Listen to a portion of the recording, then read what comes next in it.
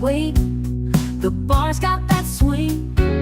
Glasses clink, hear the ice cubes sing. Liquid lunch, pour it smooth, let it flow. Friends round the table where the good times grow. Raise a glass, let the worries slip away. Liquid lunch, we're living for today. There's Troy laughing with his gin and a grin, telling stories about where he's been. Boomer's got whiskey, he's loosening his tie, chasing dreams under a midday sky. The bartender knows us, he's mixing with flair. Every sip's a moment we're happy to share. Liquid lunch, pour it smooth, let it flow. Friends round the table where the good times grow.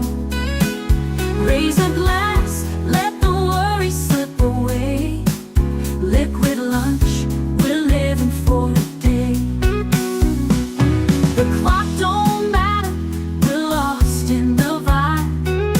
Jazz in the air, feel the soul come alive. From martinis to bourbon, we're riding the wave. Stealing this hour, it's the freedom we crave.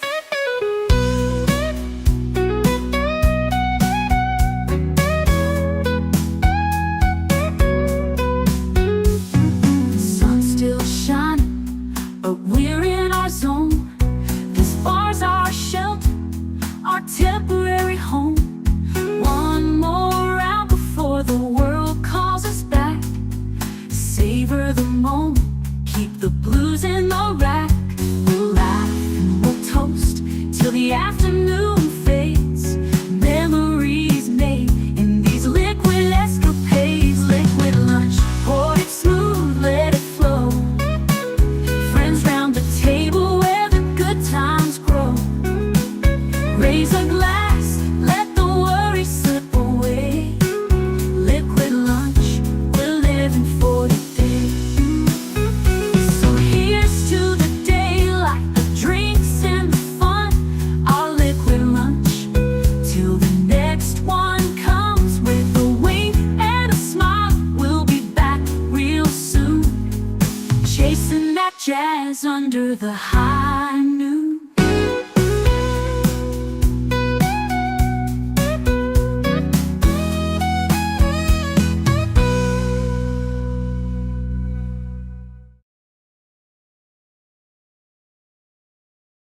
Va salute and welcome. Happy Tuesday. We're halfway to the halfway point, I guess, is one way to look at it. In case you're wondering, I added a little bit of grenadine because I just feel like it's that time of year. There was an earlier video, are we almost at the 6-month mark? Where maybe it was more than that, where I made fresh grenadine on a Friday, and I talked about the history of grenadine and where it comes from. Real grenadine, not that stuff you generally get in the store with high fructose corn syrup and all that kind of stuff. Anyway, real quick, I want to say hi to everybody who's here. And I am dropping a link to a video. Please check it out when you get a chance. This is the most recent video by channel member Tim Hayes. He is doing an unboxing of the recent Hasbro, I don't know what you'd call it. It's not really a re-release, but it's a commemorative release of a cardboard backdrop from 1978, I believe it was. It was the Sears exclusive Cantina backdrop that came with 4 action figures. Go check out his video. Little Birdie told me that he gives me a little shout out in it. So I think the very least that I could do is return the favor and make sure that he gets some viewership from the community. So together we grow, guys. Make that happen. Please just go like drop a comment on the video and share it out to your socials, because why not? It's a nice thing to do to help out a friend, right? Speaking about a nice guy who's always helping out his friends, Big Al of Big Al Presents says, Happy Tuesday, Liquid Lunchers. I like the fact that he kind of coined that phrase, Liquid Lunchers. I like that. Hope everyone is enjoying the day. Have a great stream, Troy. Thank you very much, my friend. Mark Melnikoff says, Mech po! It's lunchtime. Lots of thoughts for today. Be thoughtful and like, share, subscribe, and become a member. That's a very clever use of the thoughtful. Be thoughtful. Be thoughtful and do all the clicky things. Super appreciate that. JPRPH1, channel member, dropping the member emojis, the fedora, the Canarble wagon, this isn't a brown mumbler, but the drink, and the logo. The logo right there. Maybe I should adjust the camera so the logo's in shot. There we go. There we go. Should get those things straightened out before I get started, right? I'm assuming you guys are hearing me. I'm not seeing anyone saying I'm anything other than 5x5 right now. Thank you so much. Hail, Connie Cleary, the bird woman of YouTube. Fluff Chick Productions. Great channel, great person to have in your chat, especially as a blue wrench. Aged Boomer, my partner in crime. How you doing, my friend? Speaking of partners in crime, tonight is the premiere of The Adventures of Sherlock Holmes on Last Call Presents. I hope you guys can all join me for that. I suppose in that analogy, Aged Boomer would be the Watson to my Sherlock Holmes. And as I was telling him, he is indeed a thoughtful individual. And looks like Mark agrees with us. Netter of Netters Network says, like, share, subscribe, become a member, leave a comment, gift a membership. In other words, do all the clicky things. She also calls me the love of her life because she is, without a doubt, the love of mine. You know, a little side thing, but this is Thoughtful Tuesday, right? So a thought passed through my head. I'm going to share it with you. Maybe it's a little inside baseball. Maybe it's TMI. But, you get into these little pissing contests with morons on social media. And one of the things they love to throw around, because they think it's the height of insult, is you're an incel. You're an incel. Well, that's very interesting. Incel being short for involuntary celibate, meaning you want to get laid but you can't. I'm like, I've been married for 33 years. I could get laid anytime I want. I happen to be married to the love of my life. There is no one better out there. There never will be. Sorry, pal. I'm a happy guy. You don't have any there is no chink in my armor, for you to get at me on. Last call membership drive. See, she's also my number one cheerleader. She is promoting my membership drive for as little as $2 a month. You can become a member, support this channel, allow me to keep doing what it is I do. I mean, I assume if you come here, on a regular basis, you must enjoy what I do. So maybe you want to help me keep it going so that it's always here for you to keep you entertained. Are you not entertained? As the movie says. But one of the other benefits is that every Monday night you can join me for Members Night at the Movies, an exclusive movie stream where the members come together and watch a movie of their choice that they've chosen throughout the week by community poll. And we watch the movie together exclusively every Monday night, with the exception of this upcoming Monday. Well, I'll still be doing it, but it won't be exclusive to members. It will be open to the public because I want everyone to suffer with us as we watch the Star Wars Holiday Special for Life Day. Gifted memberships are also welcome. Help Last Call reach 100 members and 2,000 subscribers before the end of the year. Those are two thoughts, really, right? Because really what we want is to get to that 2,000 subscribers, because that gets enough people to come in and say, gee, yeah, maybe I want to become a member, and become a membership. But a gifted member is a great way of grabbing them by the ears and pulling them in and saying, hey, look at this, So if you could do that, I'd super, super appreciate that. I really, really would. And one more time, I want to shout out that video from Tim Hayes. Please go check that out and leave him a comment. Let him know that that I sent you, not because that does anything other than it lets him know that, hey, by being a part of this community, that is the upside, that is the benefit, right? So together we grow. Hashtag, right? Let's see. Brown Mumbler, would that include crop dusting? Asking for a friend. No, actually, there is a Friday liquid lunch specifically dedicated to the Brown Mumbler, its history, and why it's become such an icon of this channel. I'll probably talk about it again in the future. As long as I'm not the Watson from those Basil Rathbone Sherlock Holmes movies. He was not smart. I have a couple of those on DVD, and I either haven't watched them or I don't remember them that well. So I'll have to go check them out. I have always immersed myself in the Jeremy Brett. I just loved Jeremy Brett. To me was so much.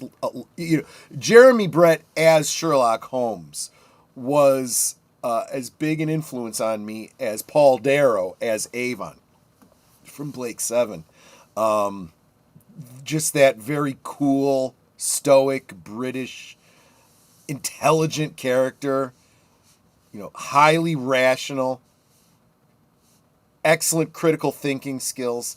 I really, really... Now, they both had their flaws, but then who doesn't? Because we don't want we don't want Gary Stews. We want good character development in our storytelling, right? Woo! Go Troy! Go Troy! Go Troy! You're bucking for number 2 cheerleader there, Big Al. But thank you so much. I really, really do appreciate that. So anyway, it is Thoughtful Tuesday. What are your thoughts? What is on your mind today? This is where I usually, I always have something to talk about. That's why I do this, because, it frees up Netter from having to listen to me prattle on all the time. This way I'm prattling on into the ether, and giving her a bit of a break. But I do on Tuesday try to free up the mic for all of you so that you guys can tell me what you'd like to hear me talk about, what topics are on your mind, things that you're concerned about, something that came up in pop culture that you haven't heard anyone else talk about, or you just want to hear my take on it. Any of those kinds of things are very interesting. Otherwise, I will turn it over to that Park Place that has an article up that I almost could save this for tomorrow's WTF Wednesday, but it's gotten into my craw enough that I think I want to. I think I will. I'll just go ahead and address this moron right now, unless you guys have something else you guys want to talk about. That is true. Netter is pointing out it is Veterans Day. Is Veterans Day always November 11th? Or is it always like the second Tuesday of November? I'm not sure how that breaks down, but I'm a little surprised that Veterans Day is Tuesday. I thought they always made these things on Monday for the 3-day weekend kind of idea. Brent is quintessential Holmes, incarnate of Holmes. Yeah, I agree. And he has played more Sherlock Holmes stories, I think, than any other actor. I believe that's true. Someone check me on that. But The Adventures of Sherlock Holmes with Jeremy Brett, although it wasn't all one series, it was multiple shows that they did and specials and movies and so forth. We'll get into all that in the Tuesdays going forward. But I think they adapted more of the Conan Doyle home stories than any other production company did. Thinking how Troy was right about current events and the ugliness emerging from the left that we always worried about. Well, thank you for the vote of confidence on my perspicacity in terms of observation of current events, but unfortunately, that also means I have to be intellectually honest and point out that these problems that you're pointing out, or at least alluding to, are not inherent only to the left. There are plenty of Republicans in name only, rhinos on the right, that have contributed. It's the complacency and complicity? That is a word, right? On both sides of the aisle that have contributed to a very ineffectual, purposefully ineffectual, lax, and I'd almost say degenerate government that we have right now. We have all the tools in place to rectify it, but not the will. That is our biggest problem. That is our biggest problem. It's always on the 11th, so it's going to be a floating day. So it's not always going to be close to the weekend, and that's why we have an odd day where people probably don't have the day off unless you work for the government, who just got reopened, and so now everyone's getting paid to take a day off. I don't know.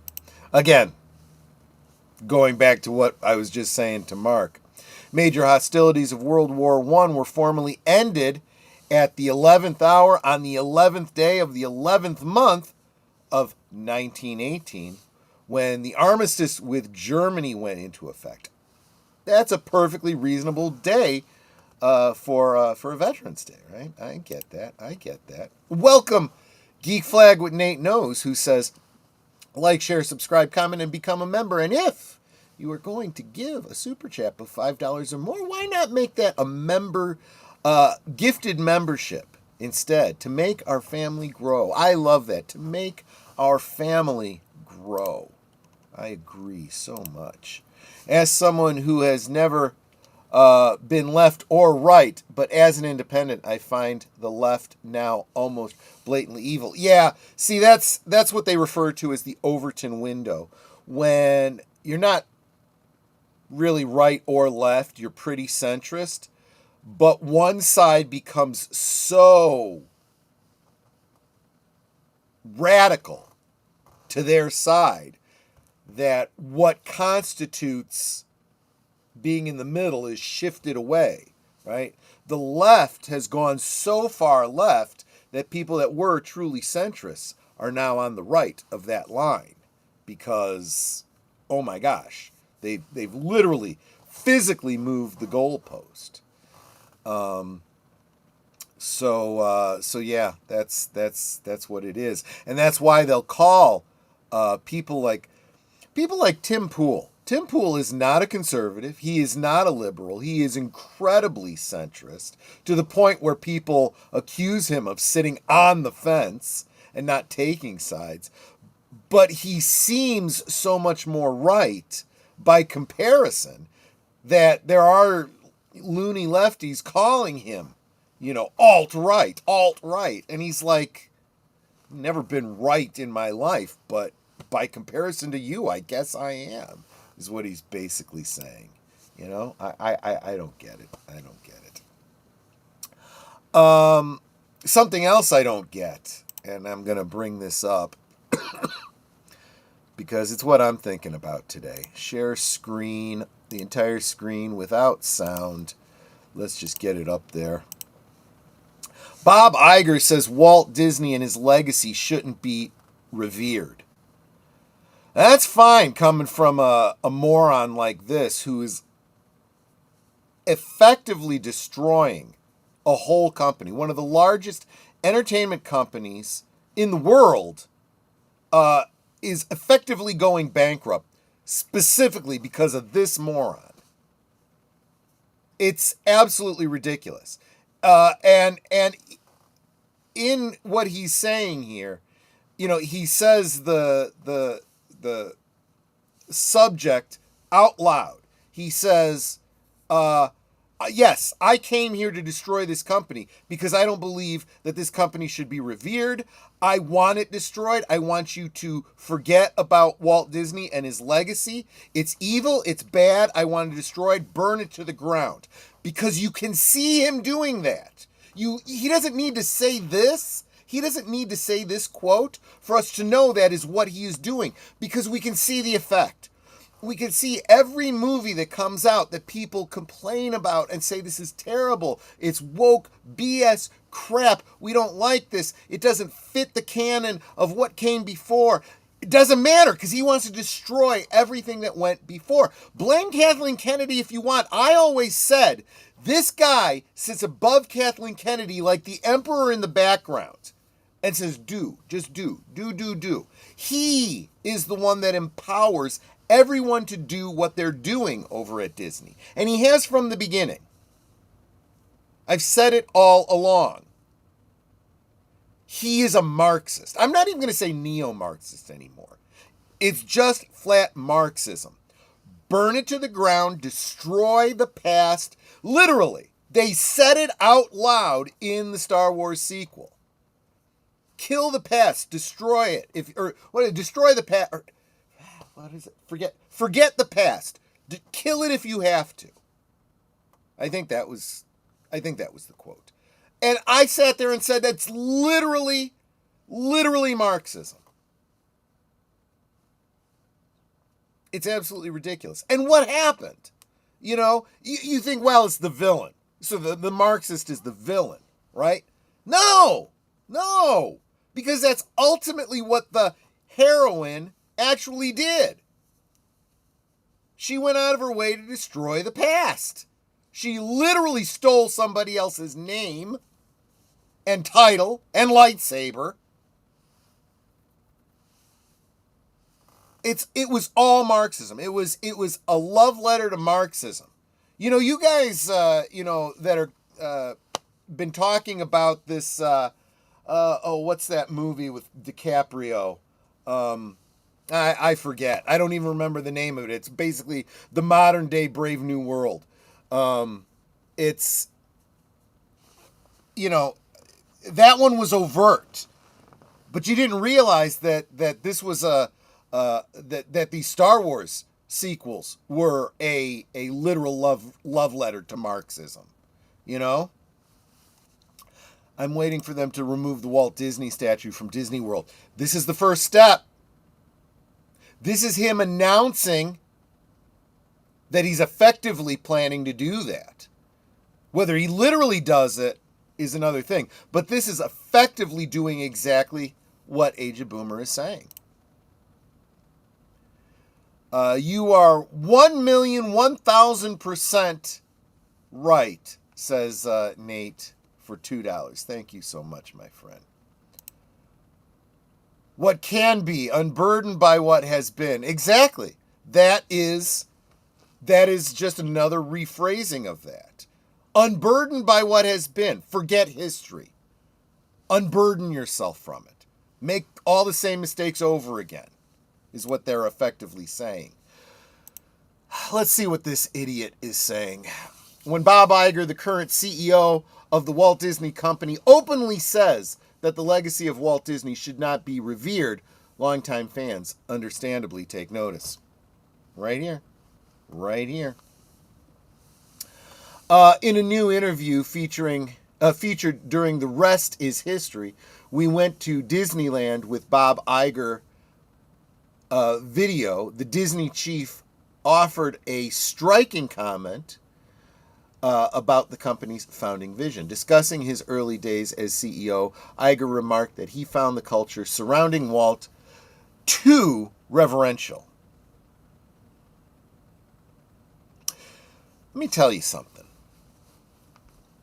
When you work for a company that was as successful as Disney was, it's earned the right for its founder, creator, original CEO, architect to be revered. You earn that right. Reverence is earned. Not by the things you say, not by, the performance that you put on, but by tangible, actual, demonstrable deeds, right? And the company that was Disney, you couldn't deny. It was world famous. It was incredibly successful. It was literally a money-making machine. That deserves respect. And he said, nope, that doesn't deserve respect. Let's shut all this crap down. That's what he said.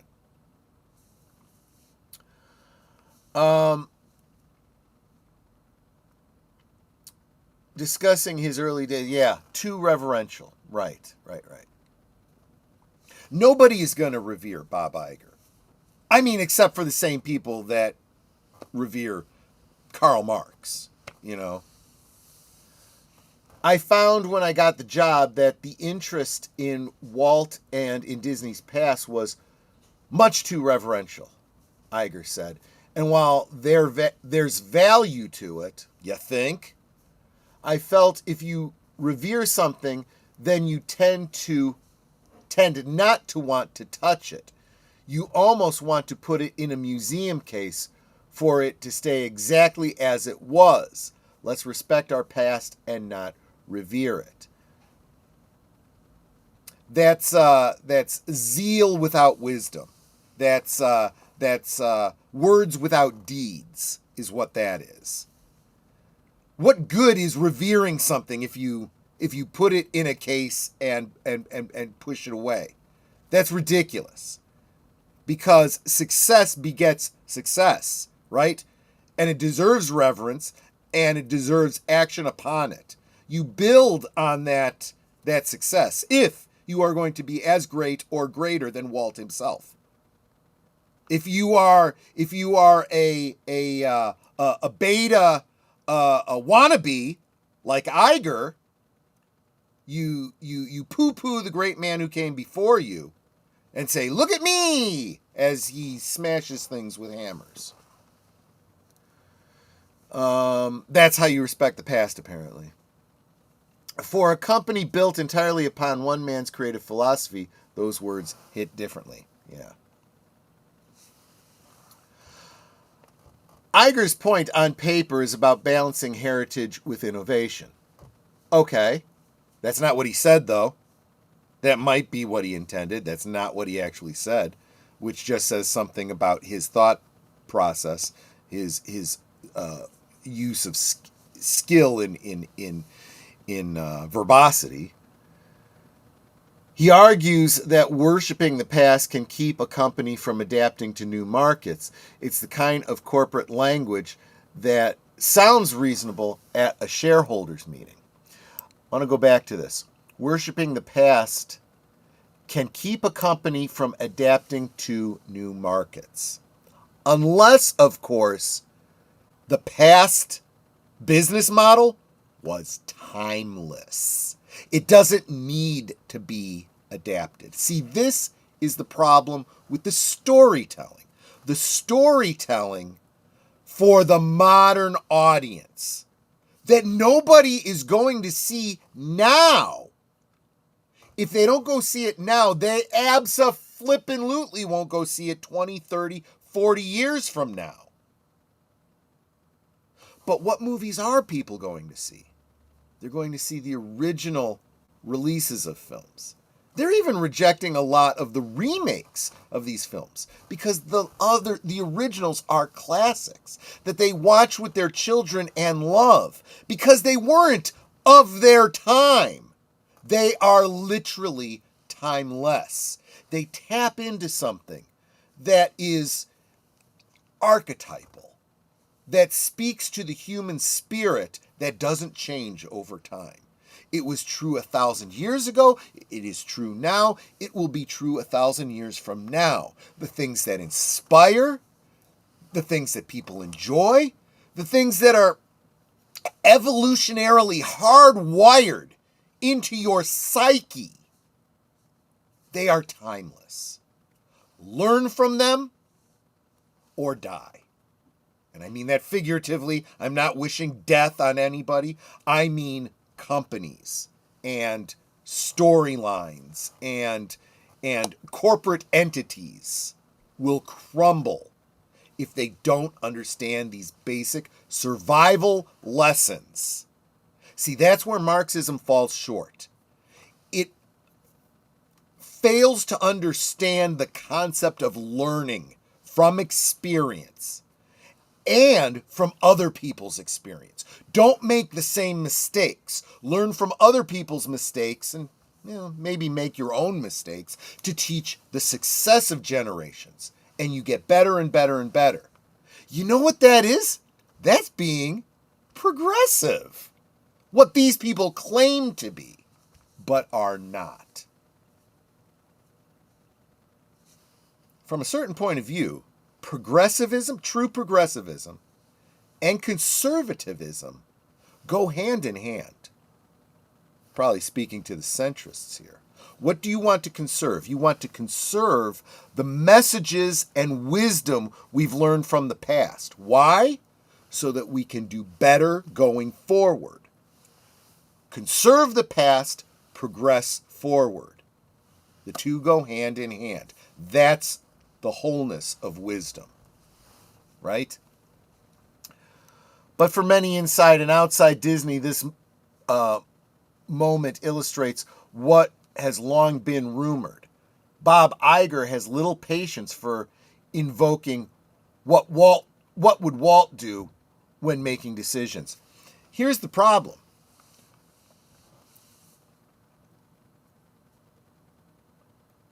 Wise people look to wise people from the past and say, what would they do?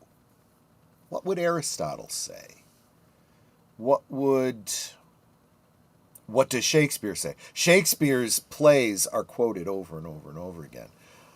More importantly, what would Jesus do? Right? What do the Proverbs say? Well, what would Confucius say? Right? What would Sun Tzu say? Some of these people that I just quoted might actually be fictional. Doesn't matter, because the wisdom is still sound. Should be paid attention to and followed.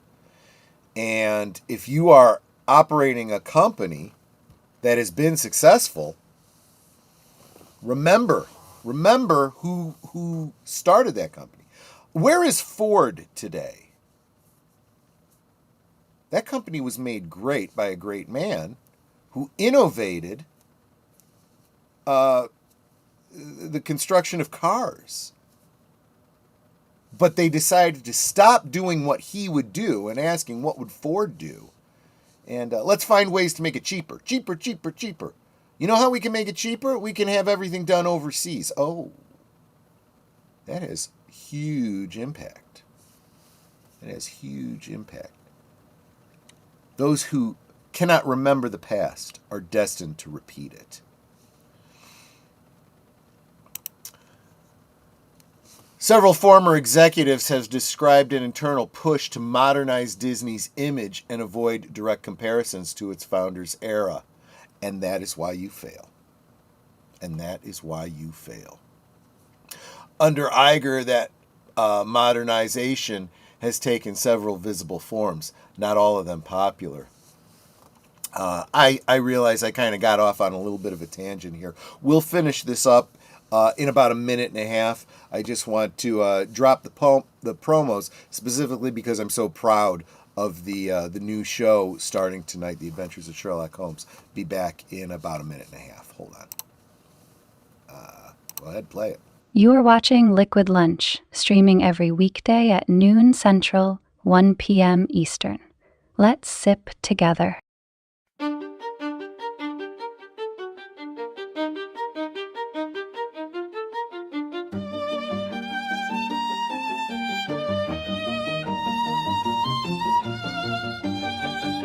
This week on Last Call Presents, The Adventures of Sherlock Holmes, the King of Bohemia, asks Holmes to retrieve a compromising photograph from actress and singer Irene Adler, who proves to be a worthy opponent. It's A Scandal in Bohemia, this Tuesday night at 9 Central, 10 Eastern on Last Call Presents.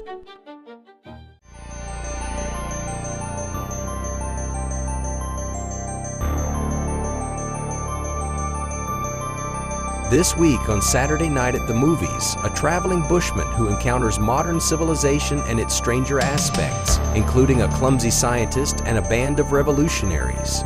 A brush with modern innovation has hilarious and poignant repercussions in The Gods Must Be Crazy, this Saturday night at 9 Central, 10 Eastern on Netter's Network. In a world where nearly all the entertainment is remakes, reboots, and rehashes of older properties, maybe it's worth it to get some commentary from people who experienced it all when it was novel and fresh. Catch Boomer and Pacelli on Geeky Geezers every Sunday night at 8 Central, 9 Eastern. We now return to our liquid lunch. I just kind of realized that promo for Geeky Geezers kind of speaks directly to what we're talking about here. Let's continue. On screen, Disney has moved far from Walt's ideal of family-friendly storytelling. Recent releases lean heavily on moral lectures and social identity themes that divide audiences instead of uniting them. And here's the other thing. These social identity themes are very much of their time. They are not even accepted within our time. They are going to be looked at with jeers in the future. In the parks, the change is just as clear. Magic Kingdom, once proudly alcohol-free, now features bars and multiple drink offerings. You would think I'd be happy about that, but I'm not. There's a time and place for everything. Infrastructure problems, from leaks to attraction shutdowns, have become common chatter among guests and cast members alike. You know, quality never goes out of style, people. You know, excellence never goes out of style. Just saying. Meanwhile, nearly every new attraction is tied to an existing intellectual property.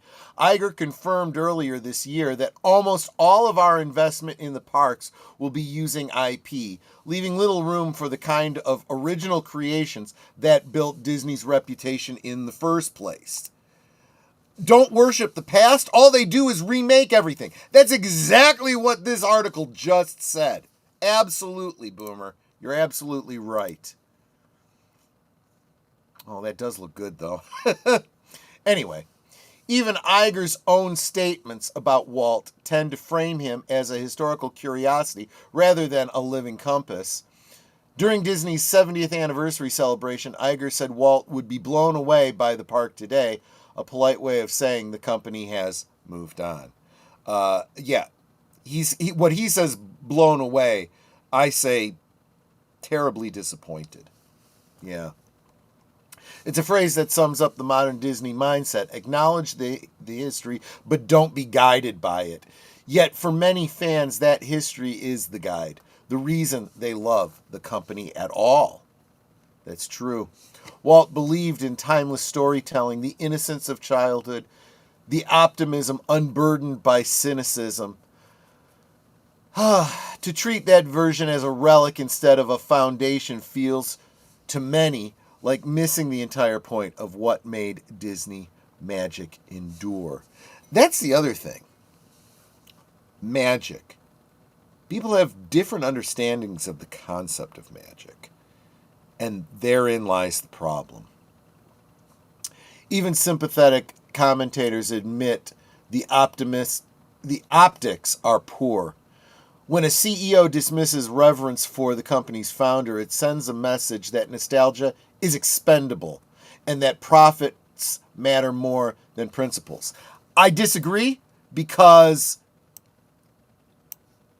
that might be the intent of what he is saying, but the reality is he is losing profits. There are no profits. They are losing money year over year. They are in the red. Every movie they make loses millions and millions of dollars. They have less money after they make a movie and release it than they did before. If they did nothing, they would be doing better. Seriously. So profits don't matter to them. They'll say that, but that is not the truth. I can't hear what they're saying because their actions speak way too loud. Therein lies the problem. Iger's museum case analogy echoes throughout every facet of today's Disney. Sequels over originality, synergy. I would say not even sequels. Remakes. Sequels, as I was saying the other day on Geeky Geezers, sequels like the forthcoming fourth movie in the Mummy, the Brandon Fraser Mummy series, Ghostbusters, what was it? Ghostbusters Afterlife.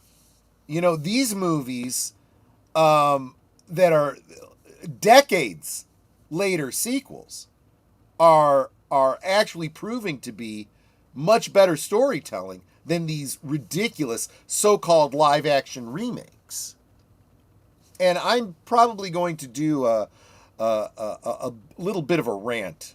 Maybe I'll even do that tomorrow for WTF Wednesday about the value of real animation and why live-action remakes completely miss the point. Yeah, the park remains profitable. I'd like to know how that works. But the spirit behind them feels less certain. I think the parks are less profitable than they claim. Maybe Iger truly believes Walt would have done the same, changing new technology, new audiences, and new sources of revenue. Chasing. But the Walt Disney who built his first park out of frustration that other amusement parks were dirty and cynical might have disagreed. See, here's the thing. Walt was an innovator.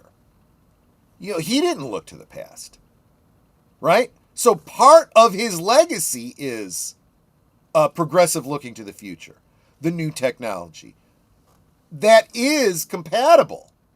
However, he also had the value of excellence and certain parameters, family friendly, right? Timelessness. That's the part they can't get behind, right? They want to do an animatronic and they're using outdated, they're literally looking to the animatronics that Disney used, you know, back in the 60s. When what they should be doing is going to someone like Elon Musk and saying, help us with new animatronics. You know, ones that are able to get up and walk around, walk into the audience, look lifelike, pushing the boundaries, right? That's what Walt would have been doing, right? Bob Iger insists Disney must move forward. Fans aren't arguing with that. They're arguing that progress shouldn't come at the cost of principle. Bingo. When a company stops revering its founder, it risks forgetting why he mattered in the first place. For the millions who still believe in Walt's dream, that's not innovation, it's amnesia. Agreed, 100%. Let's see what you guys are saying here. At least now I know how to wield history like a sword when dealing with those afflicted with ignorance. Yeah, Mark was sharing about some encounters he had this weekend at a convention with some loonies. Let's see.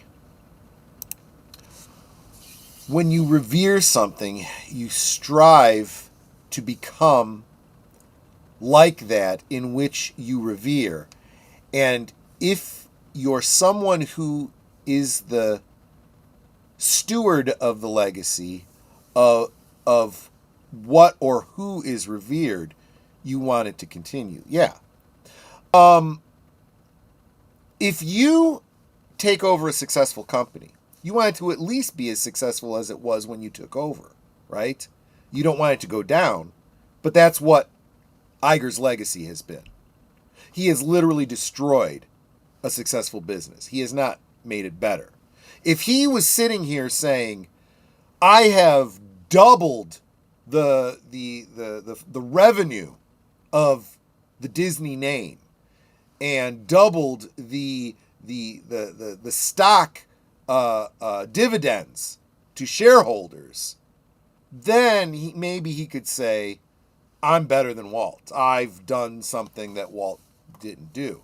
He doesn't have any success to hang his hat on. He's got Fugazi. He's got made up stories in his mind about how great he is. He's a politician is what he basically is, or at least that's what he wants to be. I believe we are coming up to the 10-year anniversary of The Force Awakens. It's going to be a hard one to celebrate, isn't it? That is going to be interesting to see how they deal with that. Marxism is about control of the people. This is one of the things that Mark was trying to communicate to somebody who's asking him, have you read the Communist Manifesto? Yes, I have. Have you? Have you thought about the actual implications, right? Do you know why? They say communism, real communism has never been tried. Yes, it has. It has never worked. I compare it to throwing yourself off of a building. Real flight, real levitation, real, gravity defying has never been tried. Yes, it has. Unfortunately, gravity always wins, right? Reality always wins. Communism, understand what communism is. The idea of everybody living together in harmony, sharing everything, working for the betterment of everybody, doesn't work on a large scale. It only works, it sometimes doesn't even work on the small scale. Think about your own family. A family, mother, father, children, maybe extended family with grandparents, uncles and aunts, all living together. Not worrying about who owes who what, who put in how much. Just, what? You're in need. You're my family. I'm here to help you. That's beautiful kumbaya type stuff. That's a very Christian concept, right? It should be that way within the church family. How many churches do you know that are really like that, though? Why is it? Why do you see so much strife in families, divisions in families, arguments about he took my this, you owe me that? It's because it's hardwired into us. And no amount of propaganda is going to get us past it. It never will happen. The only way to try to build that commune mentality is for there to be an other that you're striving against. We know who went to the special camps during World War II. They were the other. Nothing really against them other than they were a great scapegoat, right? Today, just like Gina said, now it's a certain political party, right? And they invoke the name of the bad guys from the 1930s and say they are those guys, when really they're the ones using their tactics. That's the scary thing. They are the other, right? The division, the destroying. That's what's necessary. In order to make communism work, in order to, for example, you can grow a cube-shaped watermelon. You know how you do it? When the watermelon starts to grow, you put it in a mold and force it to grow into that mold. Through force, you force it to become a cube. That's how you make it happen. Communism can work, but only by force. That's why it requires fascism.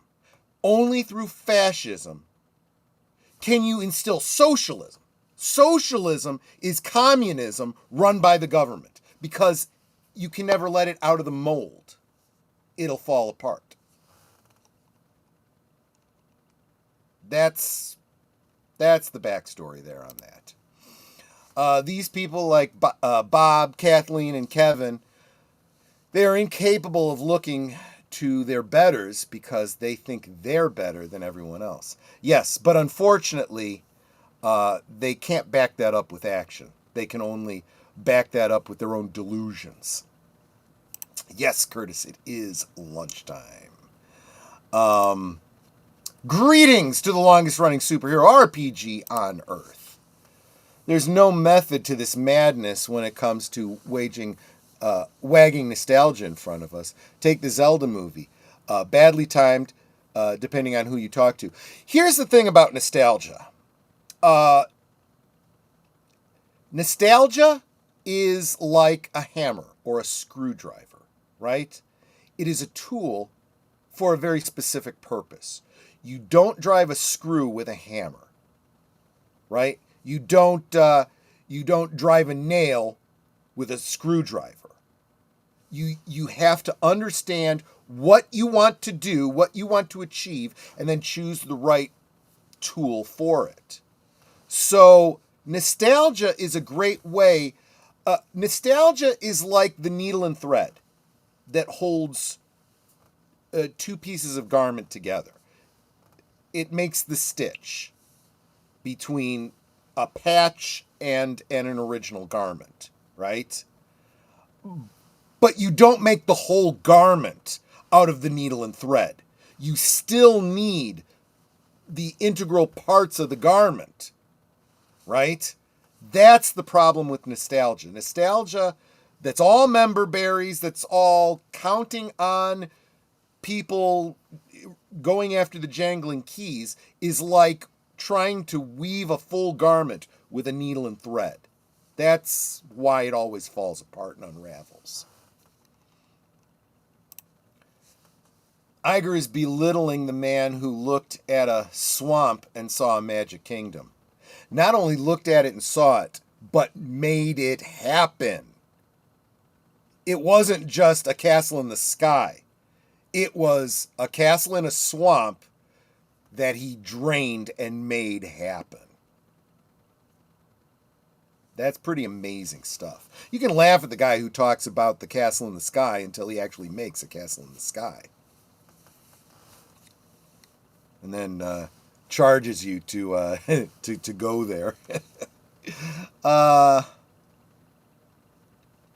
Yeah, nobody's going to be celebrating the Star Wars destruction of the Disney destruction of Star Wars. I'm not even working for the. It's not even working for the betterment of everybody. It's working for the to enrich the state and to those in power. That's exactly right. That's exactly right. They think they get their communism by getting the government to enforce it through socialism. But what it actually does is it takes from the poor and gives to the rich. They think it's the other way around, but it doesn't work that way. You know, this is why every time I hear people talking about, we don't have a democracy, we have a representative republic. Oh, really? Do we now? How is your representative representing you? Are they representing you? Do they feel like they work for you? Yeah, that's not working out so well, right? Even when you start to question whether your vote even matters, are they actually representing you, or are they representing the people that pay for their luxuries, that pay for their campaigns? Yeah, no, they work for the big companies. And that's how socialism comes. That line, this is how liberty dies with great applause. Yeah, great applause of the elites sitting in those representative boxes. Not the cheering of the average person who's going, the hell are you doing? Karl Marx felt communism would begin in England or Germany, Russia was a backward country. Of course it wouldn't work in Russia. Yeah, and you could argue that it actually worked better in Russia under socialism than it ever has. It was certainly the most widespread and longest lasting. It fell apart spectacularly too. The socialist experiment is taking place in the following spaces. The military, the NFL are immediate examples. Yeah. And, this is where we got to get intellectually honest. You got the president saying, we have the greatest military in the world. Do we, though? Do we? Because the rest of the world's laughing at our military. We don't have the wisdom or the cojones to use it. And by wisdom, I mean the intelligence to know not to use it at all. To have the strongest military that could wipe out a country, but will never use it because not our problem, not our circus, and not our monkeys. Having the strongest military to defend our borders, to remove the enemy from our land, and saying, don't mess with us. It's not just don't mess with Texas. Don't mess with the U.S. But we don't have that kind of leadership. We have arrogance. We have hubris. And every empire that has ever fallen has fallen because of complacency and hubris.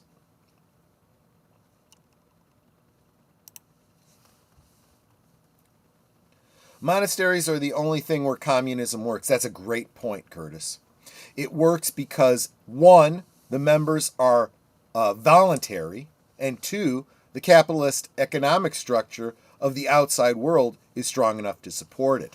That is a great insight. Why? Because the monasteries are paid for by outside funds, people that value the monastic life and share their beliefs, but may not necessarily actually be taking part in it. And let's face it, most monastics have some sort of capitalism within them. You know, the Bavarians made pretzels and beer. Just saying. You know, this is kind of how it goes. But one element you're missing that the communists hate is communism only works in monasteries, and monasteries are unified by faith. And their faith is the communists' faith is in communism. It's a fake faith that they don't really believe in. They believe in a complete fantasy that won't pay off for them in the long run. Always, always. And I just realized I've gone over because you guys got me talking. You guys got me talking on a topic. I am looking forward to Culture Casino's new channel that he's starting. That's going to be all about politics. I think it's going to be great. Looking forward to that. I've always said I don't follow sports ball, but I follow politics. That's my interest. Anyway, I want to thank you guys all so much for hanging out with me today and sharing Liquid Lunch. I want to get you guys back to whatever it is you got to do today as quickly as possible. Sorry that we ran over. If you can join us tonight for Last Call Presents, The Adventures of Sherlock Holmes, starting tonight. Everyone, you guys take care. I appreciate every single one of you. As another YouTuber likes to say, I love you all just enough so that you don't feel uncomfortable, and maybe just a squidge more for some of you. You guys take care, and I'll see you on the next one. Bye-bye. Goodbye. Hope to see you again real soon.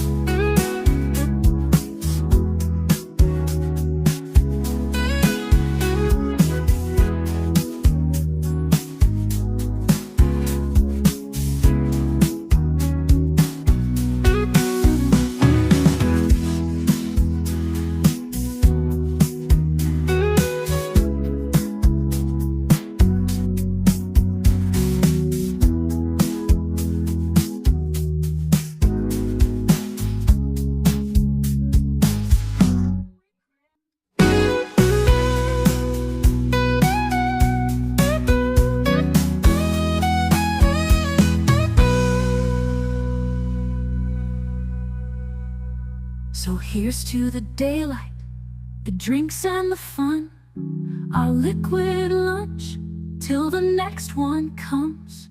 With a wink and a smile, we'll be back real soon, chasing that jazz under the high noon.